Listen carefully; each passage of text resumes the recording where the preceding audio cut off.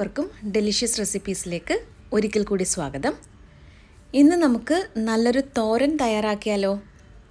അമരക്ക തോരനാണ് ഇന്നത്തെ നമ്മുടെ റെസിപ്പി. ഞാനിവിടെ 1/4 കിലോ അമരക്ക നന്നായിട്ട് കഴുകി എടുത്ത് വെച്ചിരിക്കുകയാണ്. ഇനി ഇത് വളരെ ചെറുതായിട്ടൊന്ന് കട്ട് ചെയ്തെടുക്കണം. ഇപ്പോൾ എടുത്തു വെച്ചിരുന്ന എല്ലാ അമരക്കയും ഞാൻ ചെറുതായിട്ട് കട്ട് ചെയ്തെടുത്തിട്ടുണ്ട്. ഇതൊരു കുക്കറിലേക്ക് മാറ്റാം. ഇനി ഇതിലേക്ക് നമുക്ക് 1/4 കപ്പിനടുത്ത് മാത്രം വെള്ളം ചേർക്കാം. വെള്ളത്തിൻ്റെ അളവ് കൂടണ്ട. ആവശ്യത്തിനുള്ള ഉപ്പ് ചേർത്തിട്ടുണ്ട്. ഇനി ഇത് നന്നായിട്ടൊന്ന് മിക്സ് ചെയ്തെടുക്കാം. ഇനി നമുക്ക് കുക്കർ അടച്ച് വെച്ചിട്ട് ഇതൊന്ന് വേവിച്ചെടുക്കണം. തീ കൂട്ടി വെച്ചിട്ട് ഒരു വിസിൽ വരുന്നത് വരെയാണ് ഞാനിത് വേവിച്ചെടുക്കുന്നത്. ഒരു വിസിലിൽ കൂടരുത്. ഇനി നമുക്കൊരു അരപ്പ് തയ്യാറാക്കി എടുക്കണം.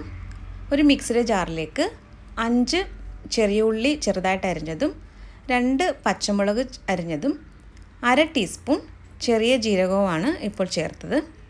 ഇനി ഇതിലേക്ക് നമുക്ക് 1/2 കപ്പ് തേങ്ങ കൂടി ചേർക്കാം. തേങ്ങയുടെയൊക്കെ അളവ് നിങ്ങളുടെ ഇഷ്ടത്തിനനുസരിച്ച് കൂടുതൽ വേണമെങ്കിലും ചേർക്കാവുന്നതാണ്. ഇതിലേക്ക് 1/2 ടീസ്പൂൺ മഞ്ഞൾപ്പൊടിയാണ് ഇപ്പോൾ ചേർക്കുന്നത്.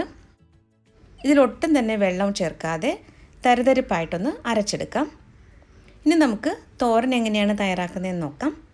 ഒരു പാനിലേക്ക് വെളിച്ചെണ്ണയാണ് ഇപ്പോൾ ചേർത്തത്. ഈ വെളിച്ചെണ്ണ നന്നായിട്ടൊന്ന് ചൂടായി വന്നപ്പോൾ 1/2 ടീസ്പൂൺ കടുക് ചേർത്തിട്ടുണ്ട്.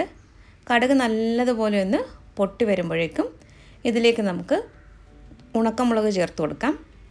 2 ഉണക്കമുളകാണ് ചേർത്തത്. അതിൻ്റെ കൂടെ തന്നെ കുറച്ച് കറിവേപ്പിലയും കൂടി ചേർത്തിട്ടുണ്ട്.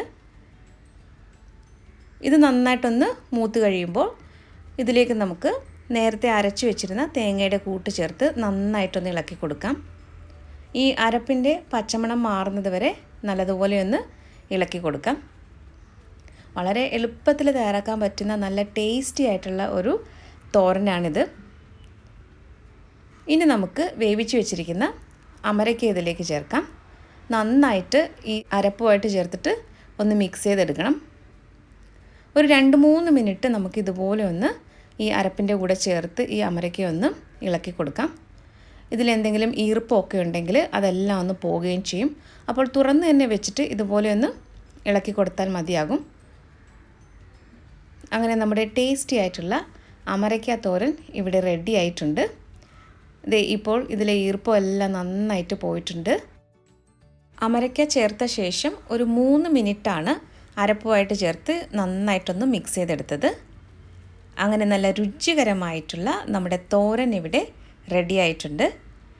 ഇന്നത്തെ റെസിപ്പി എല്ലാവർക്കും ഇഷ്ടമായി കാണുമെന്ന് കരുതുന്നു. നമ്മുടെ ചാനലിലെ റെസിപ്പികളൊക്കെ ഇഷ്ടമാകുന്നുവെങ്കിൽ ചാനൽ കൂടി ഒന്ന് സബ്സ്ക്രൈബ് ചെയ്യാൻ മറക്കരുതേ. അപ്പോൾ മറ്റൊരു നല്ല റെസിപ്പിയുമായിട്ട് വീണ്ടും വരാം. താങ്ക്